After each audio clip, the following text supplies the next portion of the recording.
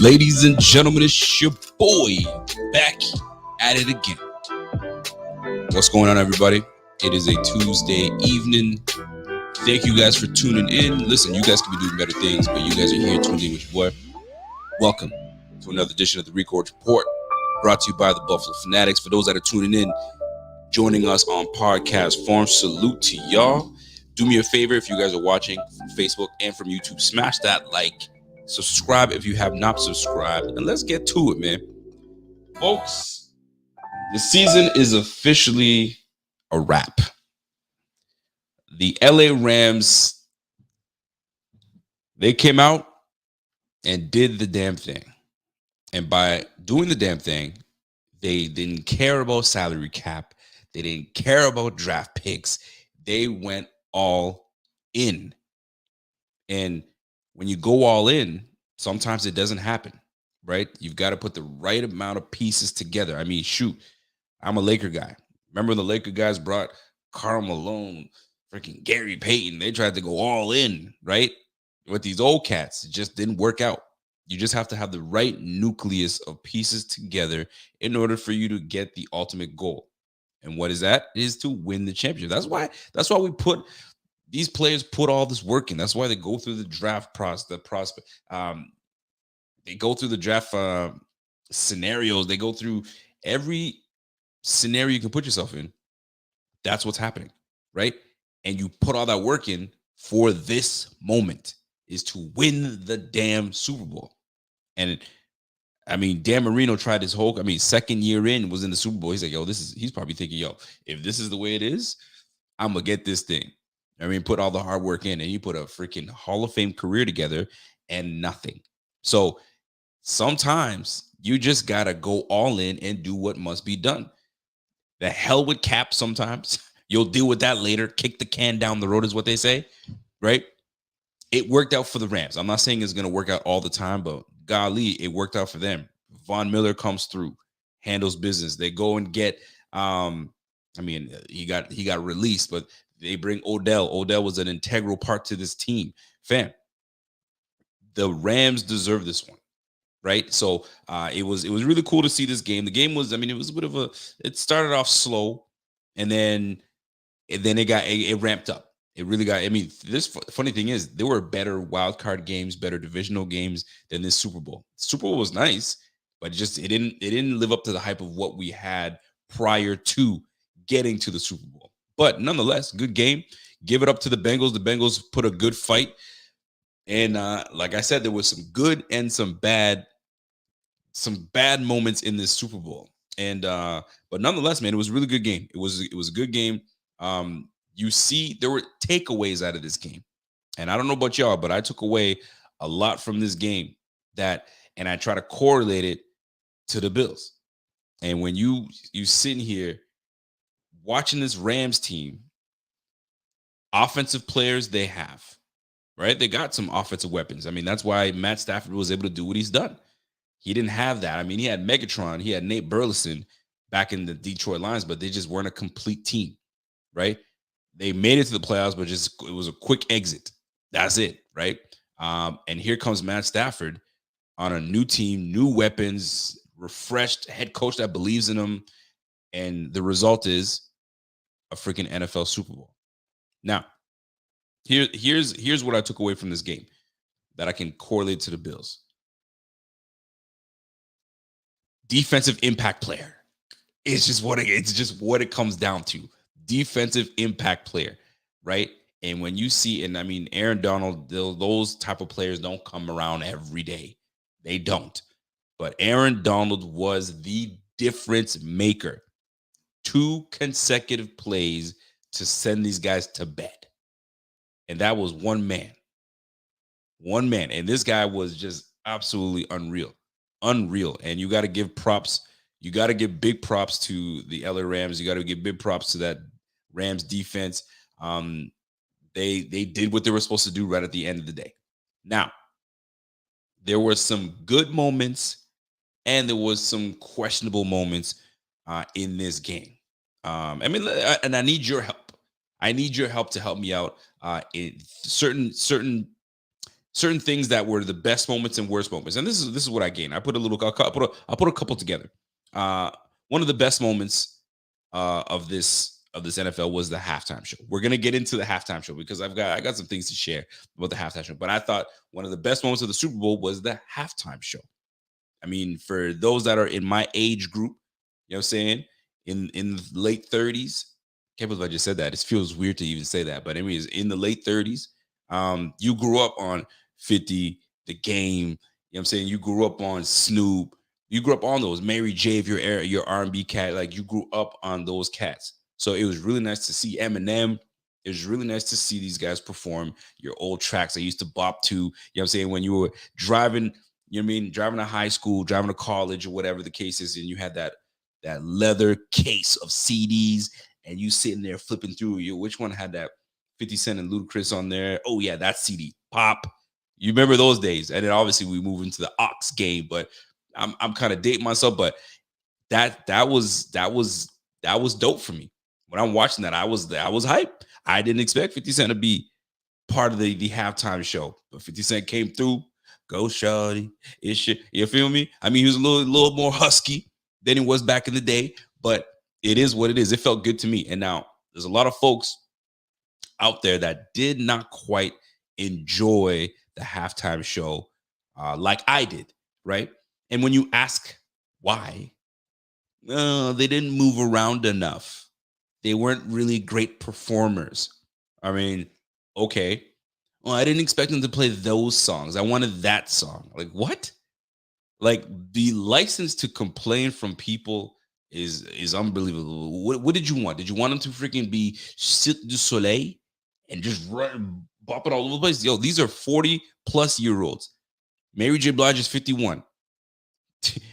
Snoop is damn near what, 50, 55? You know what I'm saying? Dr. Dre's pushing 60. Fam, what you want them to do, man? They can only two-step and move how they move. It's just what it is. But to me, I absolutely loved that halftime show. It did it for me. It did it for my wife. I had so my wife's cousins and his wife was over. We were just bopping and chilling. It was just nostalgia. Just chilling, having a good old time, man. Yo, One Punch Man says, yo, too black for some people. Nah, man, because there's a lot of white folk that love hip hop, and they grew up it just like us. You feel me? But it doesn't resonate. It didn't resonate with some people. Some people are actually putting this as one of the best halftime performances ever. I wouldn't go that far. I still very, very much enjoyed it. I think it was still one of my favorites. Bruno Mars. Bruno Mars is an exceptional performer. That boy is just pure energy. You know what I'm saying? But he's much younger than these cats. You feel me? So there's a big difference.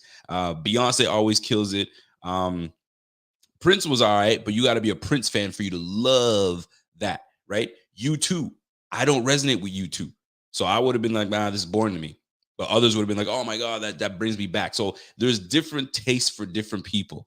But to sit here and flat out hate on the performances is insane. Now, out of the performances, surprisingly enough, I actually enjoyed Kendrick's set. I thought that was really the choreography in the back, and he was just he was with it, man. He was tight, and it was great. Mayor J was great. Snoop is Snoop, man. Snoop could come in and he could just all he has to do is crip walk, see walk, do what he does, bop to one side, and is over with. It's nice. I think it was legit. Eminem came through, did his thing. Let go. I can't see anybody hating on that. How could you hate, especially if you a hip hop head? If you like hip hop, there's no way you're sitting here you see you hating on that. That was good for the culture. You feel me? But anyway, I felt that was one of the best, one of the better performances. But Bruno Mars, Beyonce's back in the day, I like that a lot. Prince was good. Even Michael MJ back in '93. See, I wasn't really hype on. I mean, shoot, '93. I wasn't even 10 yet. You feel me? So like, give or take. So it's one of those situations where at that moment, at that time, you know what I'm saying, Mike MJ was king. So it was perfect. Everybody's waiting for MJ. Different eras for different people. And right now, we in this era right now. So it was dope. I loved it. It was great, man. And they gave me a little something on Tupac. I was like, hold on. There was a rumor.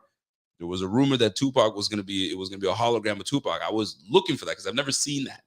So if it did break out, it would have been good too. Richard Rush, I agree. Justin Timberlake is a great performer.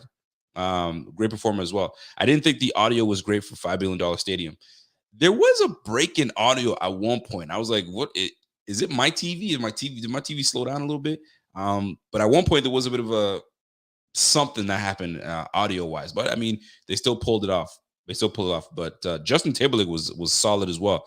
So you can't go wrong with that. One of the worst I've ever seen was last year with the Weeknd. I'm not even a Weeknd fan, right? And he's Canadian and they love him out here, but I'm just like, his music's not for me. It's completely switched up, right? And he's all sitting in the mirror doing all this stuff. I was like, nah, that's not for me, fam. And it was tight because it was an empty stadium at the time. So how do you perform in an empty stadium and try your best? It's tough. It is tough. But anyway, nonetheless, I thought that was one of the high points of the Super Bowl. That was a halftime show. One of the low points, Odell Beckham Jr. going down with another torn ACL. Oh, man. That's got to be incredibly disheartening, discouraging. All the hard work you put in to gain back the trust in your body again, number one, right? And having to restart and go try to do what you do, and then you get your name sullied in Cleveland, and you come in and become a world champion. It's tenfold. It's like both great, but blessing and the curse is you won your championship, but you tear your ACL. Oh, that's gotta hurt, man. It's like bittersweet. You won it, but now you know all the hard work you put in with the last one, what you've got to do, what it took, the pain, the sweat, the blood, the everything that you had to do to get back to that. And the worst part is he's a free agent on top of that. So like it's not like he's got a long-term deal and he's sitting there, okay, I'm good. Nah, man, you got to start all over again. And it sucks because he was on pace. Like the way that man was playing, there was no way that this guy was not getting the MVP. This guy was going to get the MVP of that game, whether you liked it or not, because he was on pace. He was killing it. They were double teaming Cooper Kupp, and my man was just rolling. He was rolling until that non-contact injury. And you hate to see it happen, but that's what happened, man. It really is unfortunate. It really is unfortunate. But hey, it's the nature of the business, man. The turf monster gets another one. The turf monster gets another one. And in this case, it gets Odell again. Is this like career ending where he says, you know what, I'm not doing this again. I can't do this again. But he's fairly young enough, right, that he can pop back in and make this happen. I'm not sure how old he is per se, but I can see him. I can't see him giving up, but I can see someone saying, man, I can't do this again. Like this was a lot of hard work. And I'm like, and I don't know if people are gonna be hating on me when I come back. It's just different. But it's a tough one, man. It's a tough one when you see something like that happen for a guy like Odell. You root for him. And unfortunately, this is the position that we're in. And you just got to do what you got to do. So Odell, that's one of the worst parts of the Super Bowl. One of the better parts of the Super Bowl. I actually really love the fact that kicker McPherson from the Bengals was like, yo, F the locker room. I'm about to come out here and enjoy this concert for 15 minutes. He said, nah, I'm not doing this. Like, listen, I'm the kicker. What do you guys want to coach me on? Nothing. We ain't talking about ish. I'm coming out here. I'm going to watch this damn Super Bowl. And it was actually cool to see. He looked like just a kid just hanging out, having a good time on the bench, just kicking his feet up, just kind of like, oh, this is amazing. I thought that was really cool. So good on him. And it's just refreshing to see something wholesome as that. So shout out to McPherson coming out, watching the Super Bowl, and having a good time. It would have been nice if the Bengals won it because it would have been good. I came out, watched the game, and won my Super Bowl. It would have been great. Optics wise, what the fuck are you doing out there? You need to get your butt back where you belong in the locker room with the whole team and hanging out. But it was in the moment. He was in the moment. He felt good about it, and so be it. One of the bad calls, one of the worst moments of the Super Bowl. Horrible call off the refs. The refs were not great, and it's been a trend all year. Questionable ref moments where they make a call that ruins a game. They make a call that shifts momentum, right? And it's killer, right? Example: T. Higgins off the sideline turns, you know what I'm saying? Turns my man's head to the side. Jalen Ramsey's head right to the side. Jalen Ramsey's all discombobulated, falls to the floor, and T. Higgins goes for 75 yards. Gone. TD. That was clear. And the refs was like, he didn't grab and twist and turn, so we let it be. Nah. You saw that man's head turn. That's an offensive pass interference. OPI. Bring that shit back. Nope. Let it go. Fine. Calls are going to be missed. It is what it is, right? Defender. I can't remember who it was. But makes a great play on third down or third or fourth down and one. Bats the ball down clean. They call it a defensive hold. What? What an awful call, because that play right there changes everything. Maybe after that, the Bengals win this thing, because there was a big stalemate. There was a back and forth going on. Nobody's really doing anything. And Joe Burrow was just kind of getting warmed up in the second half. And then that call happens. It's like, come on, man. Michelle Holloman says, yo, Aaron Donald lined up in the neutral zone on that last play of the game. Ooh, I didn't see that. So I have to look at that again. It's just, there was a lot of missed calls, missed opportunities. It's just the refs just get too involved. And it's funny because you look at it and say, hey, they're letting them play. They're just letting them play. Fine. But have the same energy throughout the whole game instead of picking and choosing when you want to do that. Like it was just, I didn't like that at all. That was a bat down, clean back down, over with, and it was good. That was like number 55. I don't remember his name, but great play. It was a great play on the ball, and they called the freaking holding call. Terrible. So refs, like, they need to be reevaluated and figure things out with these guys, because that shit is killer to me. That is just unreal. So one of the better parts of the game, Matthew Stafford actually winning a Super Bowl, right? I think that's really dope that Matthew Stafford has the opportunity to leave a not great franchise, and historically hasn't been great. Even the days of Barry Sanders, when Barry Sanders was running the rock and they had Herman Moore as a receiver, and you know what I'm saying, it just wasn't great. Not great at all, right? Great player, but it's just Detroit has not been that team. Hasn't been. It's been years. I don't remember when the last time the Detroit Lions were like a legitimate, solid team. Right? They had a couple stints with Jim Caldwell as head coach where they were in the winning percentages, playoff team, but like that was it. You know what I'm saying? So they did Stafford a favor. They said, you've been loyal to us. You want to get traded? I get it. It looks like we're in rebuilding mode. So you know what? Where do you want to go? And they made a trade with LA, and it looks terrible because Goff leaves LA after going to the Super Bowl with them a few years before that, to lose to freaking Tom Brady. And then Matthew Stafford comes in and wins the damn thing. It's like, man, Goff was like, I had this. If I won a Super Bowl, I would still be in LA right now, maybe. But in this case, he was not. So it is what it is. But I love the fact that Matthew Stafford, good guy, tough dude, and he gets his ring.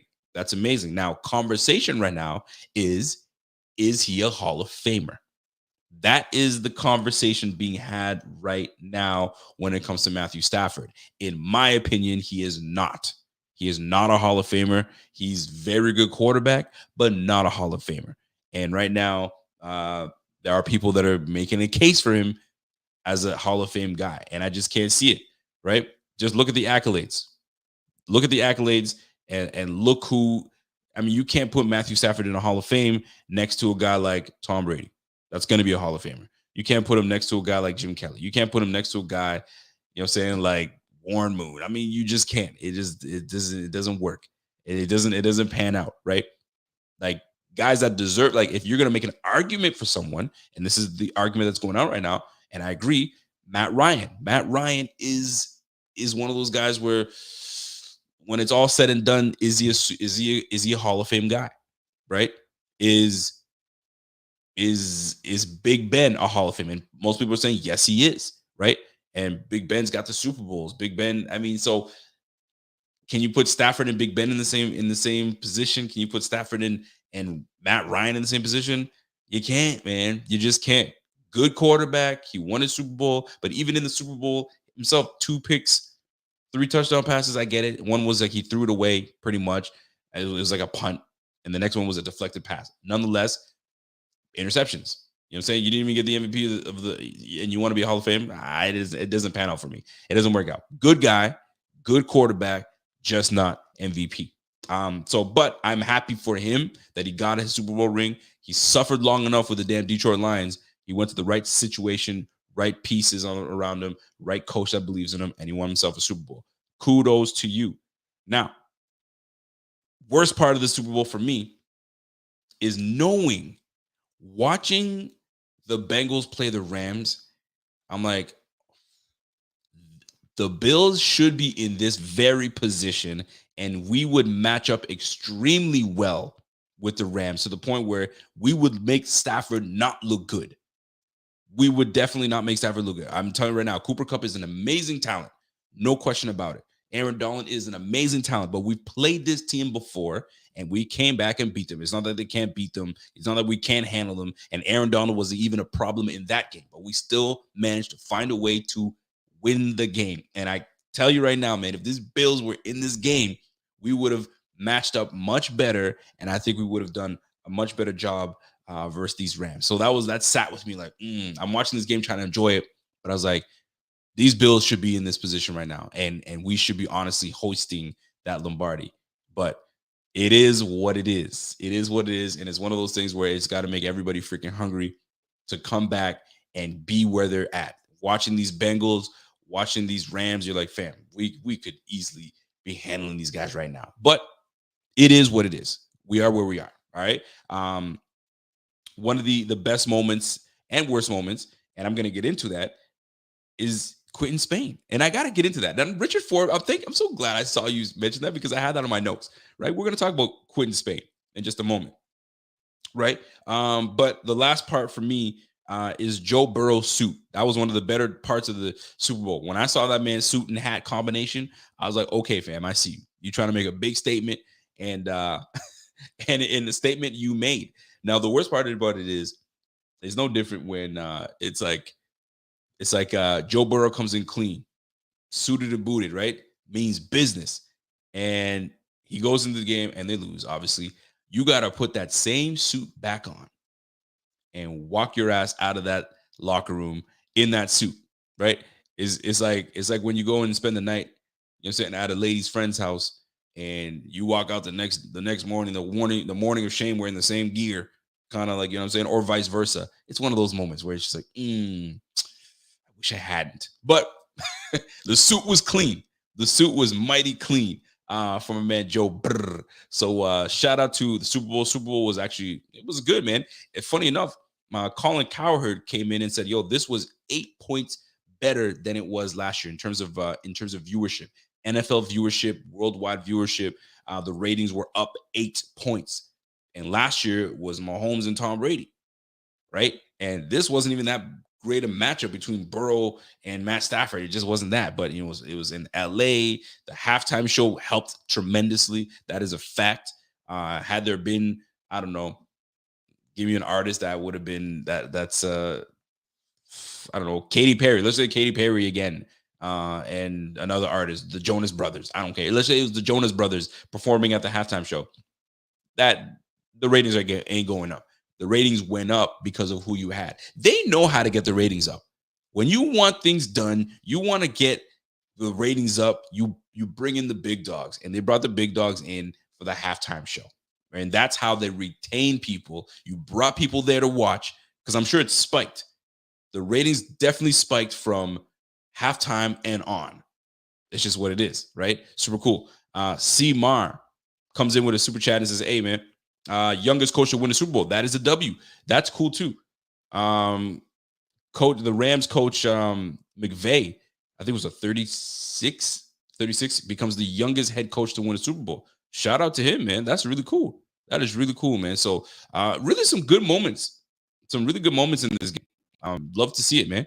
My man Triple OG John Yodas comes in and says, "Hey, I don't know what game y'all watch, man. Donald was a no-show until the last 2 series in the game. Stafford was tossing some year 3 Josh tosses for the win. Notice I've said year 3. Josh is better now than him in year 13.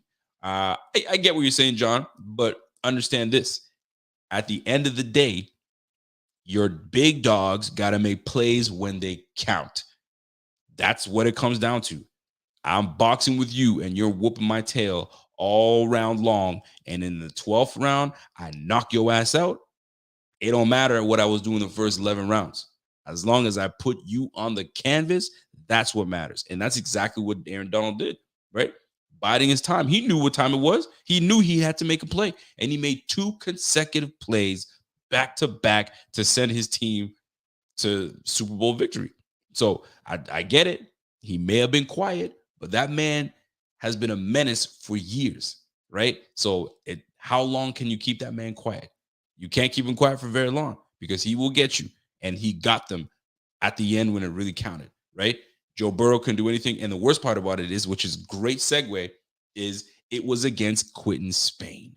And Quinton Spain had no chance. So what you're telling me, John Yodas, is too, is that Quinton Spain silenced him all game. Now, I don't know about that. I really don't know about that. But I will say this. Quinton Spain chose the wrong time for him to have a lapse in judgment on how to protect Joe Burrow on that play, because it was a straight chop down, rip around the corner, and you're mine. Game over. So shout out to Aaron Donald, because that boy is a G. But Quinton Spain, I got to talk about Quinton Spain. Quinton Spain made the rounds. He was talking about in depth as to pretty much why he left Buffalo. And very interesting enough being brought up, because there was controversy as to why we let go of Quinton Spain and how weird it was, because it was weird, right? He was one of the higher graded guards in free agency, deep into free agency. Nobody picked him up. We picked him up.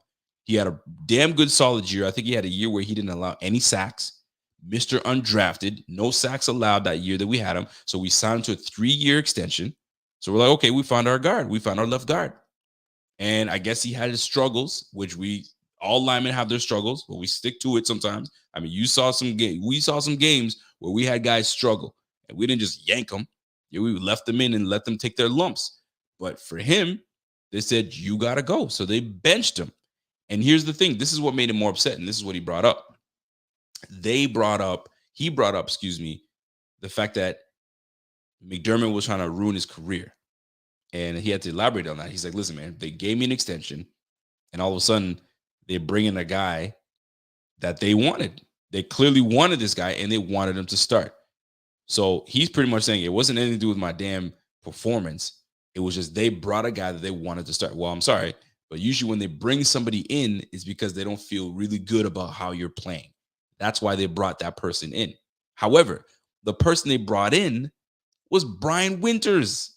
And we know Brian Winters was absolutely garbage. He was garbo, man. They and they had to shuffle. And here's what makes things worse. And I don't blame Quinton Spain for saying, "Yo, let me go, release me," because I see what's happening here, and I want no parts of it.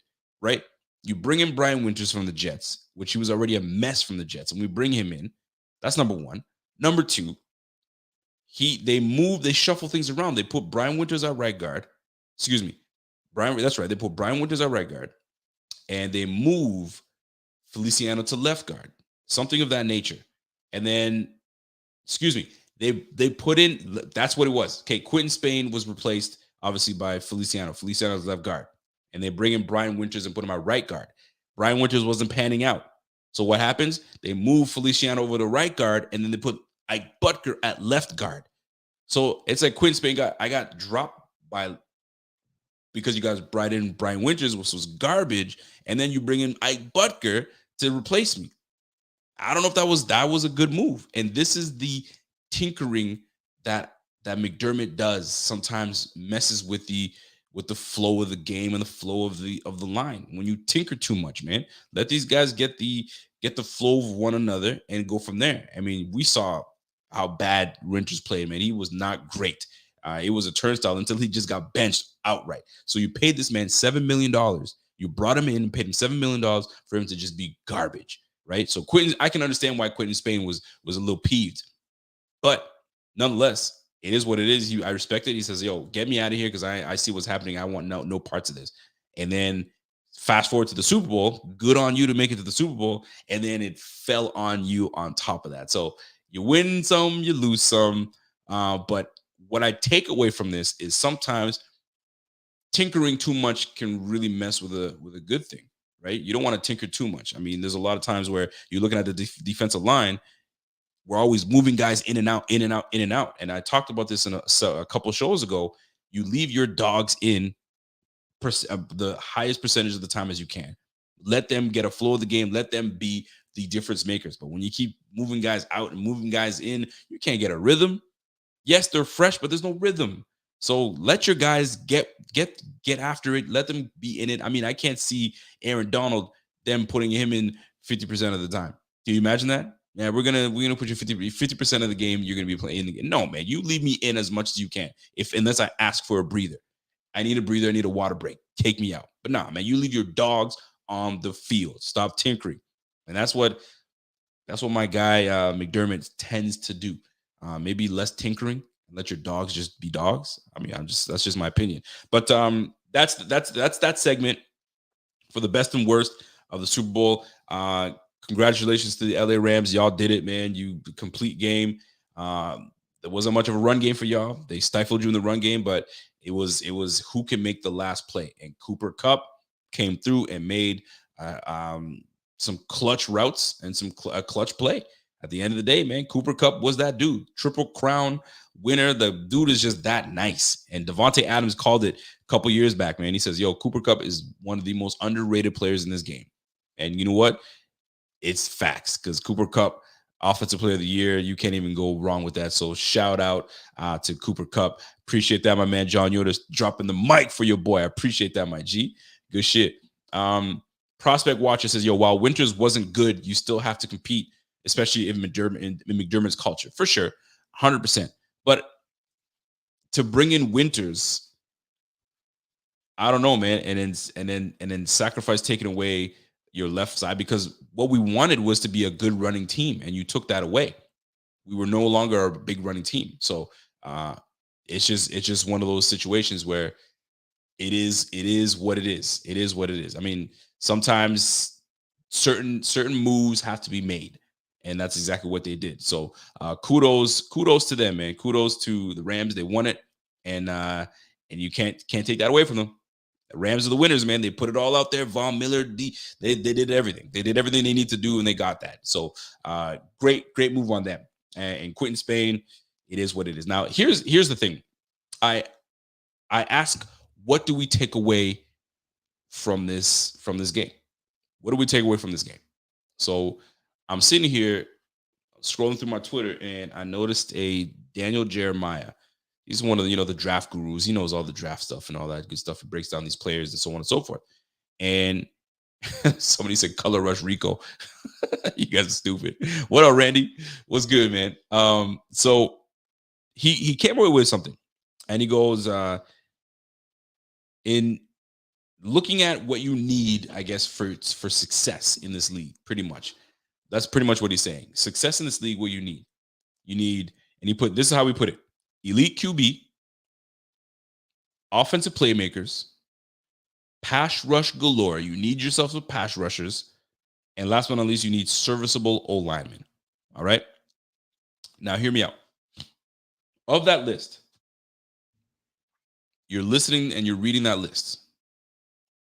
Elite QB, check. Josh Allen is as elite as they come. He's one of the best in the game. And the beautiful thing about this is he's only going to get better. So everybody needs to just be ready for that. When you see this boy elite and he's ascending even more than he has been, it's incredible. And good things are coming to the Bills, right? That's number one. Check. Elite quarterback. Number two, offensive playmakers. On my Twitter, I put a check mark for elite quarterback, and I put a check mark for serviceable offensive lineman, because I believe we have serviceable offensive linemen. However, when I looked at the other two scenarios, it made me kind of say, wait a minute now, let me think back here. And I'm scrolling through my text so I can just get it properly.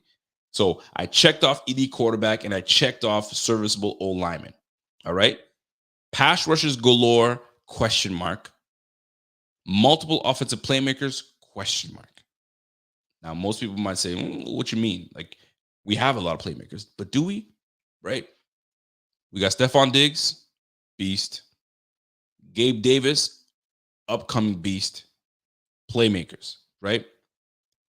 Emmanuel Sanders, we don't know if he's going to be back next year. He's mulling retirement. So I'm going to say he's not on the team. And I'm talking about going forward.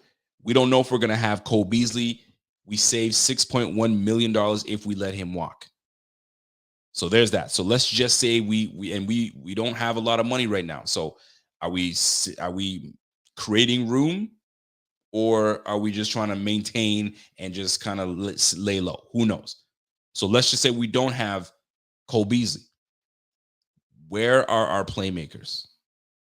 Not enough, right? You look at the Rams, plenty playmakers, right?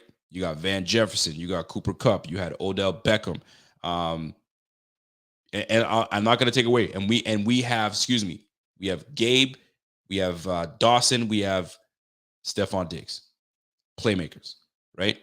These guys have Cam Akers in the backfield, and they have a very big offensive mind in McVay, right? So it helped out their quarterback. So I'm not saying we don't have the playmakers, but do we have enough? And going into the season, I don't know if we have enough. And with a quarterback like Josh Allen, you must give him weapons. You must. I know he's great, but you don't want to sit here and just give him average guys, because we've done that before and it didn't quite work out well until we started putting pieces around him, like Cole Beasley, like Stephon Diggs, and the emergence of Gabe Davis. So we may need to add a piece or two more offensively to keep this juggernaut of an offense going, especially because we have now a new play caller, right? Offensive coordinator Ken Dorsey, new play caller, new to the game. We are going to have some help with Aaron Kromer helping out, former offensive coordinator. So he's got some experience. And then you've got offensive QB coach in Joe Brady. So the three minds are going to put their heads together to make this offense work, but you got to give the groceries up. You got to go and get a piece or two in order to make this offense still become potent for this upcoming year. So that's why I put the whole exclamation mark, question mark, not sure about offensive playmakers. So we still have to feed Josh Allen and give him his pieces. All right. Then Daniel Jeremiah mentioned, then he said pass rush galore. And this is where we lack the most. We had all the money in the world in this line and it felt like we fell short. Doesn't it feel that way? We just didn't get the job done with the guys that we had on the line. Jerry Hughes, 2 sacks. Sorry, 2.5. I got to put respect on him, right? Mario Addison, 34 years of age, 7 sacks. He was our leading sack artist this year. And then we have a bunch of young cats on the squad. Doesn't it tell you that we need more on the line? AJ Epinesa, still more to be desired. I'm not saying he's get him out of here. Not at all. Am I saying that? More to be desired by him, right? Greg Rousseau had a promising beginning of the year, hit the rookie wall a little bit in the middle of the year, kind of came on near the end of the year. Experience. He's going to gain a lot of experience. And so is Epinesa. So we'll see how that plays out. But looking at it from afar and saying, okay, are we comfortable with who we have on that line with AJ Epinesa, Greg Rousseau, Boogie Basham, and Ed Oliver? Because those are the 2 for sure that are coming back. Phillips, we don't know what's going to happen with Phillips. Butler's probably most likely gone. F.A. Obata probably gone, right? So a lot of question marks on the defensive line. And I know for a fact Brandon Beane is going to be looking. You can never have enough defensive linemen. So he's going to be getting after that. So because you get enough pressure, you get enough guys that can finish and get after, you won't necessarily need elite cornerbacks back there. You just need serviceable. I don't want to call them serviceable. You need guys that can make plays back there, which we do. And Trey White, we got Jordan Poyer and Micah Hyde. You already know what it is. And then we're going to see what we're going to do at that left cornerback spot. If it's Levi Wallace coming back, who knows, right?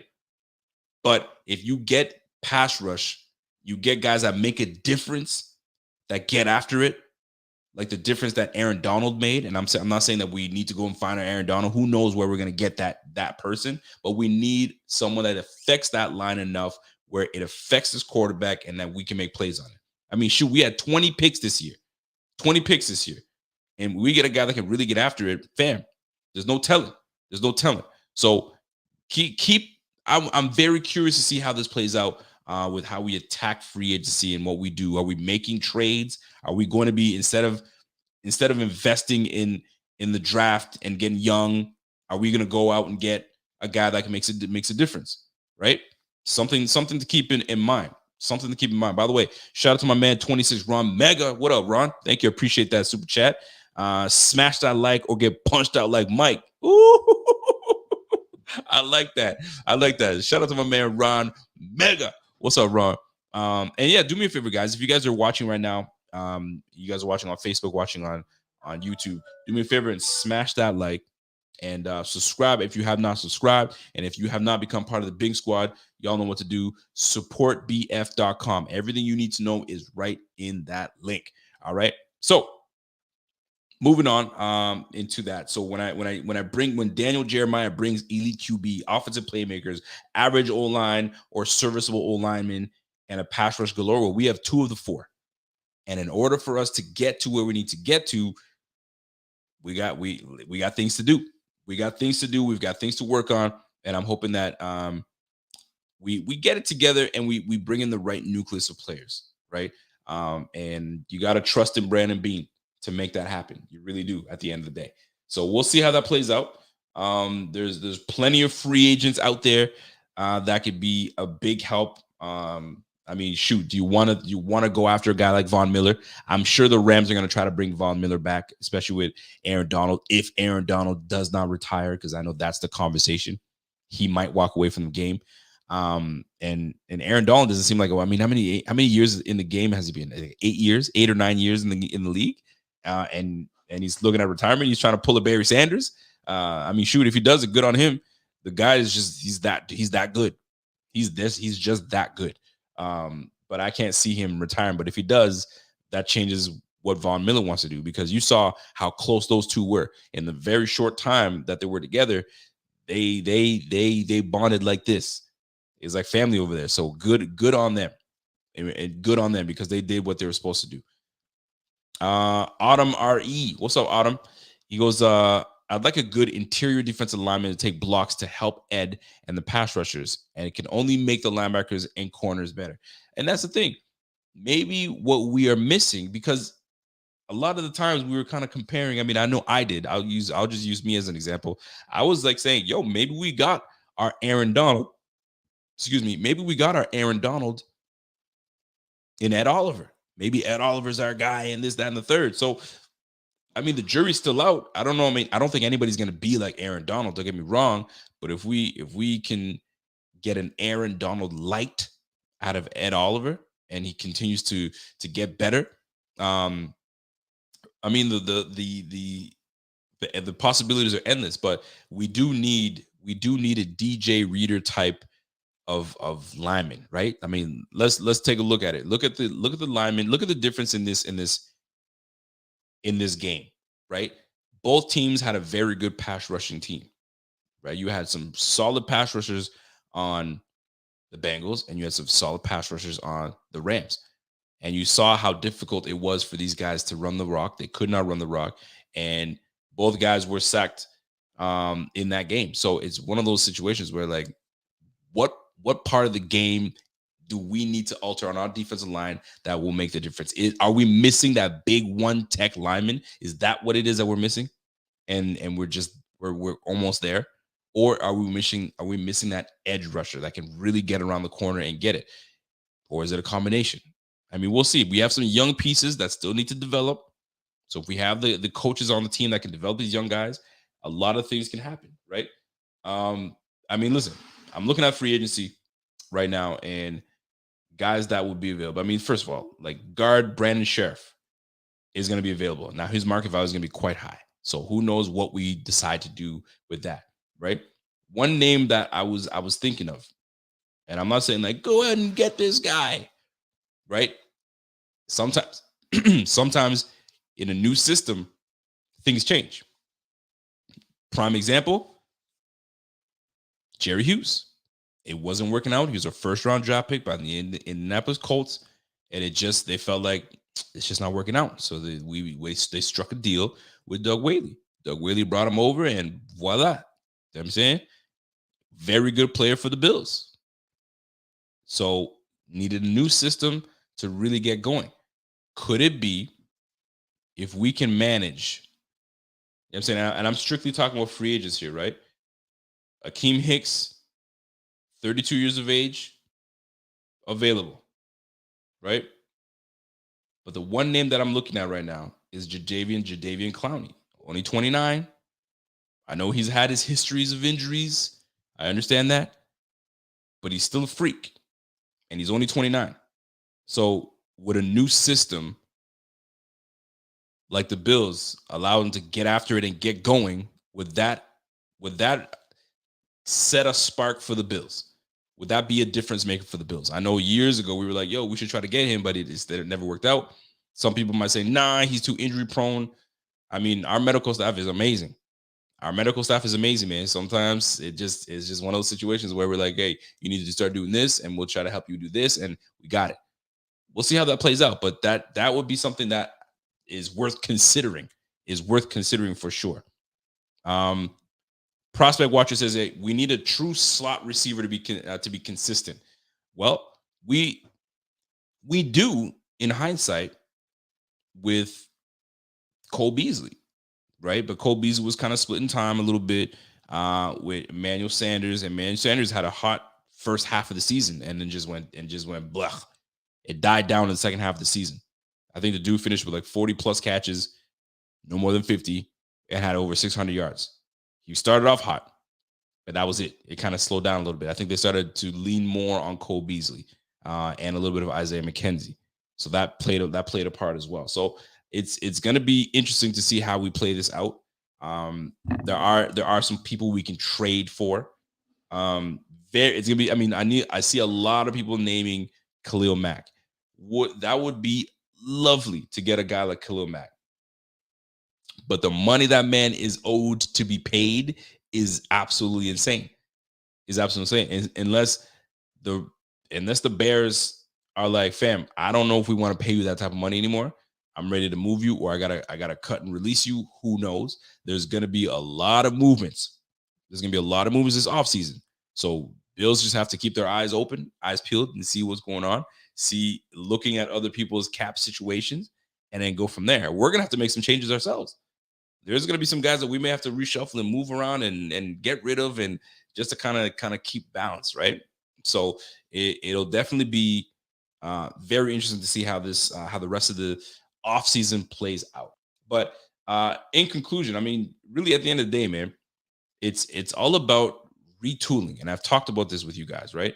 It's about retooling, just getting the right amount of pieces, the right personnel that just clicks and it just works. And that way we can get it going, because we have the integral pieces. We got the big pieces already. We got our elite quarterback, check. We have a nice defensive backfield in Hyde and Poyer, check. You know what I'm saying? We got veteran guys there. We got 2 linebackers that can play. I mean, we've got some pieces. Now, I do want to address something though. I didn't realize that when I was referring to Tremaine Edmunds being used as a Micah Parsons, that would create such a stir with people. The amount of hate that Tremaine Edmunds continues to get is unbelievable. One of my Twitter, I can't remember who, but one of someone that follows me on Twitter posted a stat line of the leading linebackers, the best linebackers in the game the last 4 years. And I think there was like 5 linebackers named, maybe 5 or 6 linebackers, give or take. Leonard was number 1, obviously. This was a beast. Fred Warner was up there. Who else was up there? There's quite a few good names that are up there. And Tremaine Edmunds is up there as well. And we continue to sit there and just bash this dude like nonstop. It's one thing to be critical of a play or a couple series that, man, you didn't do this, that, and the third. But there's some moments that he does some really good things. But we sit there and act like he is the biggest bum there is. And I just can't understand it. Like, it's like it gets tiresome. I get at one point it just gets tiresome. It's like, fam, let it go. Let it go, man. Y'all keep talking about this, that, and the third, and he's this. Fam, he's one of the better linebackers in the game. Statistically, look at the last 4 years and it'll show you. It will show you. And you can't tell me no linebackers don't make mistakes, right? They don't blunder. They don't this, that, and the third. I feel like Bills fans are extra critical. And it's true. It's your team. It's the team you root for. So you're going to be extra critical. Well, fam, like we do this all the time where we're critical on our guys and we praise another guy that is just as good, or maybe just a little behind, or had some few flashes, but we sit there and praise him like heavy and we just poo-poo on our own guys, right? One thing being critical in a couple plays and this, that, and the third, but to constantly sit there and just bash this dude, I'll never understand it, man. Y'all got to chill out. Man. But it is what it is. Y'all feel how you feel. I just can't. I just don't understand it. I just like there's like a love to hate on Edmunds. It's just weird. It's weird to me, man. It's goofy to me. It's just what it is, man.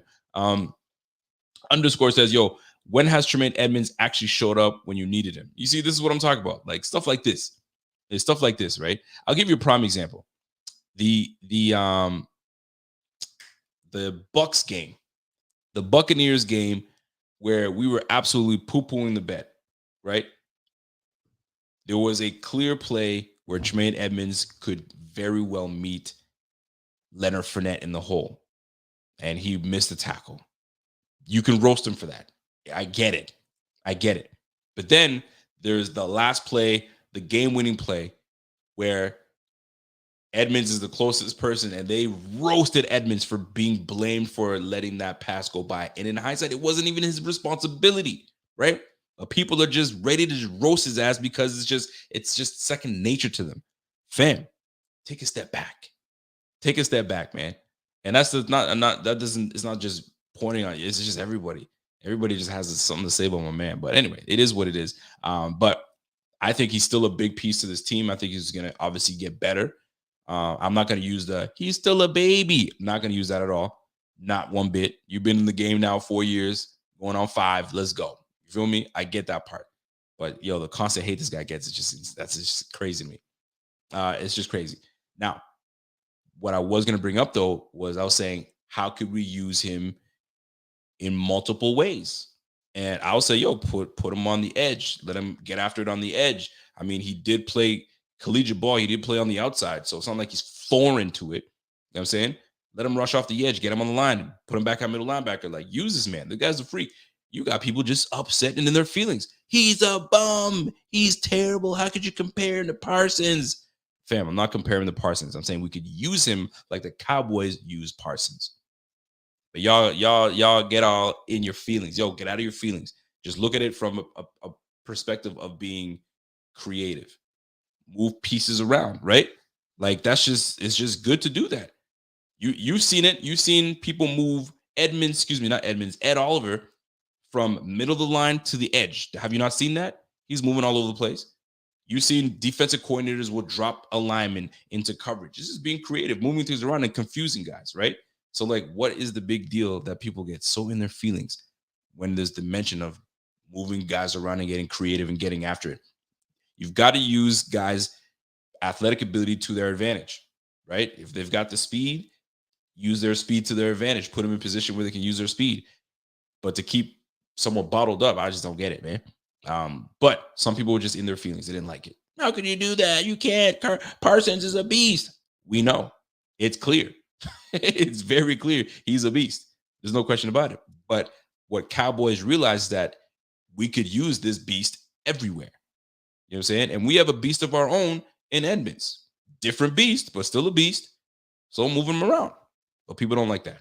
They want to be in their feelings. But hey, can't change people, folks. You can't change people. They just feel the way they feel. Rusty Productions. What's up, Russ? He goes, Leslie Frazier really underutilizing him. And that's the thing, man. So it's one of those things where you just have to step back and reevaluate certain things, and maybe we can kind of move them around. Like it's like this is where the offseason and training camp and mini camps, this is where we can tinker in that regard, right? Moving things around and trying to find the best ways to utilize your best athletes. That's all I'm trying to say. But people don't want to hear that. They don't want to hear that, man. They're not trying to hear that. Get rid of them, trade them. Unbelievable. And you trade him. Trade him for who? Who you want to trade him for? Trade him for a first round pick. Who's giving that up? Like, this is what I'm talking about, man. Like, it's just these outlandish things that just be spat out. It's craziness. But anyway, Bill's Mafia. What's good? He goes, we should bring back Bill Tiernick. He knows Edmunds better. I mean, who knows, man? We just got to get the best out of our players, our best players. If we're going to, and the reason I said this was, if we're going to push for a Super Bowl, we've got to do things differently, right? And in order for you to get to somewhere you've never been, which is a Super Bowl, recently, we've got to start doing things that we've never done before. So if we have to get creative and move things around, and we've got the guys to do it. I mean, coaches just got to see it. That's it, folks. That's what I'm trying to get to. That was the point I was trying to make.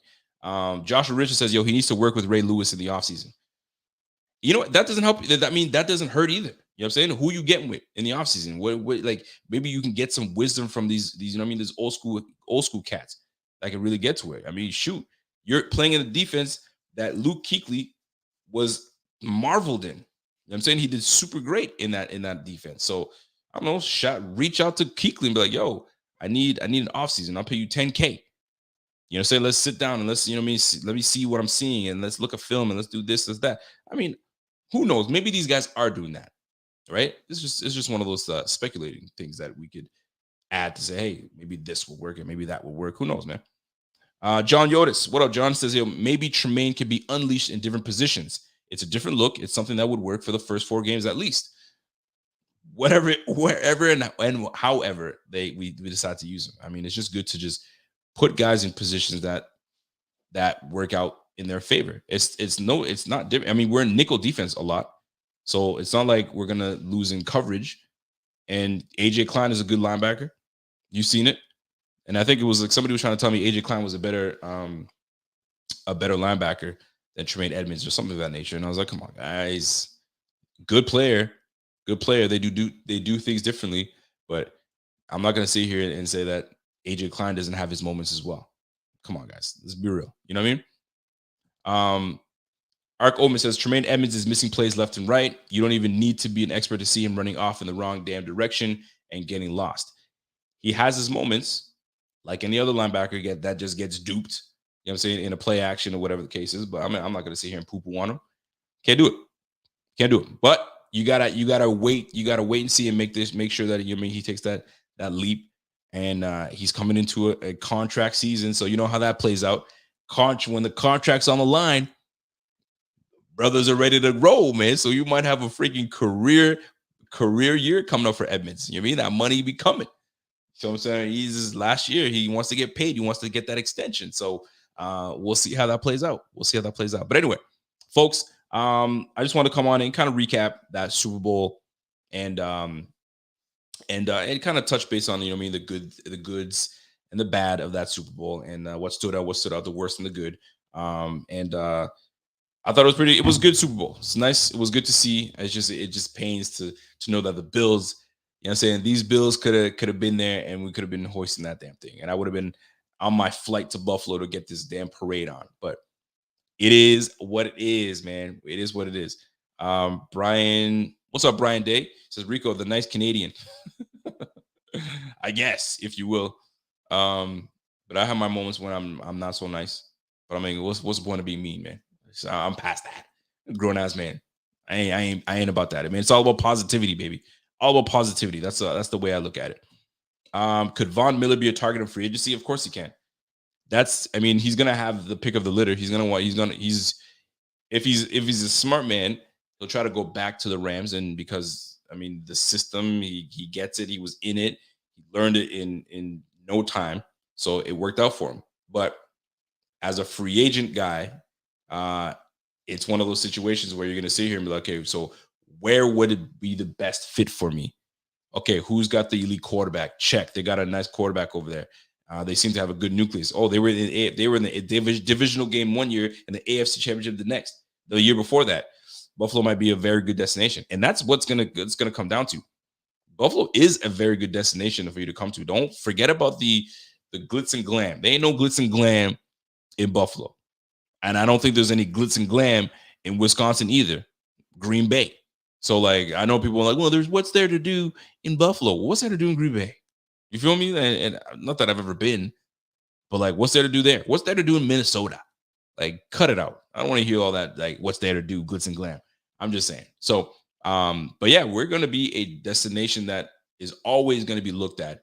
Like, let me consider. Like, look, we brought Emmanuel Sanders. I'm not saying Emmanuel Sanders is some big hot star, but years prior to that, Emmanuel Sanders chose elsewhere before when we pursued him to come to Buffalo. But then he realized, hold on, now I see what the Buffalo Bills are doing. Let me come over there and do it. And he saw firsthand how great Josh Allen was. So it's just a matter of time where we start putting the right pieces together and we can make that run. Make that run for the damn Super Bowl, man. And it's always gonna be a quest. And the tough part is there's 32 teams trying to do it, 31 other teams trying to do it. So we'll see how that plays out. And we're in the division that we're in. It's gonna get better. They just McDaniels is gonna start, establishing himself over there with the Miami Dolphins. Not a bad roster. You know it's not a bad roster. Flores just couldn't, really get them over the hump. So maybe McDaniels comes in and really changes the culture and gets their run game going. And he believes in Tua. Apparently, he says Tua's got all the tools to run the offense that he's going to be running, right? So West Coast offense, I'm assuming short throws and a good run game. So look for them to bolster that line and get some running backs in there. I think Raheem Mostert might be a free agent. So they might even be bringing Raheem Mostert over there. They'll draft a running back. Who knows what they're going to do? But they're going to be a team that's going to be competing. They have a good little defense on their hands, and they just got to tweak that offense. They'll be right back to it. The Jets are the Jets. They're too hard to kind of consider them to be anything crazy. The Patriots, they just lost a whole bunch of coaches. So they're going to be kind of putting things together. So we'll see how my man Bill Belichick deals with that. But anyway, I'm gonna leave it at that. Free agency is officially here. So there's going to be a lot more draft talk coming along the way. I'm going to have guests that come on with me that know the draft way better than I do. And I'll learn from them, and then I'll try to be able to assess my own things and do my own research as well. My man Z-Bot was celebrating with his lady yesterday, so he took the day off to hang out and celebrate the day of love with his lady. So he'll be coming back and give me some fire. And in time, we'll start putting some prospects together for y'all. And free agencies around the corner. So let's get ready, baby. Let's get ready. It's gonna be off season, and we got something in the works for you guys. We got something in the works coming soon. Can't reveal just yet, but be on the lookout. BF is up to something. So be ready for that. And smash that like while you guys are in here before I get out of here. If you have not subscribed to the channel. Let's get this video to 250 likes. Let's get this video to 250 likes. Share if you must share on your page, and we will go from there, man. So like I said, a few things coming. We're going to do the state of the AFC East. We're going to talk about all 4 teams in the AFC East, and that's something I'm going to bring to you guys. And POP is back. So we're going to be doing process or problem. And yeah, we got some good things coming, man. So keep on lock, keep tapping in with BF, and we will go from there. So, folks, that's it for me. Appreciate y'all. Y'all been great. Y'all been real. You guys are always like that. Appreciate the love that you guys keep giving, showing BF, and continue to do so. We appreciate it. It's all love. It doesn't go unnoticed, and it doesn't go unappreciated. It's always appreciated, never expected. So, that being said, you guys have yourself a great evening. I hope you guys enjoy the show, and we'll see you guys maybe this Friday. See how that plays out, and we'll go from there, man. So, folks, have yourself a good one, and until next time, it's your boy, and I'm gone. Let's go.